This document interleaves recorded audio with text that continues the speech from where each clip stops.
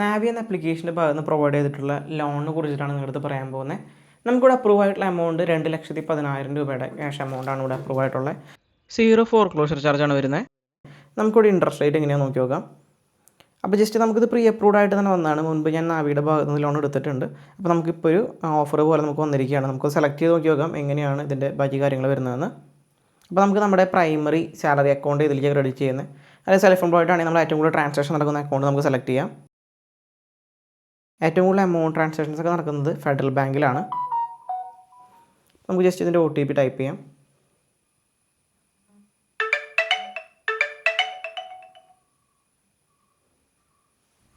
നമുക്കിവിടെ 2 അക്കൗണ്ട്സ് കാണിക്കുന്നുണ്ട്. നമ്മുടെ ഫെഡറൽ ബാങ്കിൻ്റെ അക്കൗണ്ട് അതുപോലെ തന്നെ HDFC ബാങ്കിൻ്റെ അക്കൗണ്ട് നമ്മൾ കാണിക്കുന്നുണ്ട്. നമുക്ക് ഏറ്റവും കൂടുതൽ ട്രാൻസാക്ഷൻ നടക്കുന്നത് ഫെഡറൽ ബാങ്കിൻ്റെ അക്കൗണ്ടിലാണ്. അപ്പോൾ നമുക്കത് സെലക്ട് ചെയ്യാം. നിങ്ങളുടെ ഏതാണ് ബാങ്ക് എന്ന് വെച്ച് കഴിഞ്ഞാൽ അത് സെലക്ട് ചെയ്യുക. അതുകൊണ്ട് നമുക്ക് വെയിറ്റ് ചെയ്യേണ്ടതായിട്ട് വരും.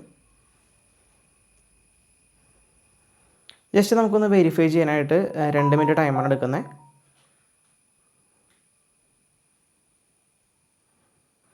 നമുക്ക് 2,10,000 രൂപയാണ് അപ്രൂവ് ആയിട്ട് വന്നിരിക്കുന്നത്.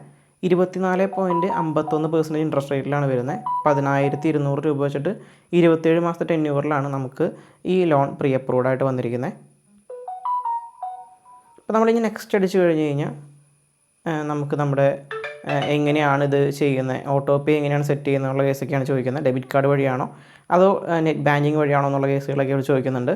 ജസ്റ്റ് ഓട്ടോ പേ കൊടുത്തു കഴിഞ്ഞ് നമ്മുടെ എമൗണ്ട് ക്രെഡിറ്റ് ആയിട്ട് നമുക്ക് മന്ത്ലി നമുക്ക് ഓട്ടോ പേയ്മെൻ്റ് ആയിട്ട് നമ്മുടെ കയ്യിൽ നിന്ന് കട്ടായി പോകുന്നതായിരിക്കും എമൗണ്ട്. അപ്പോൾ ഈ ഒരു വീഡിയോ തീർച്ചയായിട്ടും നിങ്ങൾക്ക് ഹെൽപ്ഫുള്ളായി എന്ന് വിചാരിക്കുന്നു. അങ്ങനെയാണെങ്കിൽ തീർച്ചയായിട്ടും ലൈക്ക് ചെയ്ത് ഷെയർ ചെയ്ത് സബ്സ്ക്രൈബ് ചെയ്ത് സപ്പോർട്ട് ചെയ്യുക. ഇത്തരത്തിലുള്ള credit card related videos, loan related videos കാണാനായിട്ട് തീർച്ചയായിട്ടും ചാനൽ ഒന്ന് വിസിറ്റ് ചെയ്ത് നോക്കി നോക്കുക.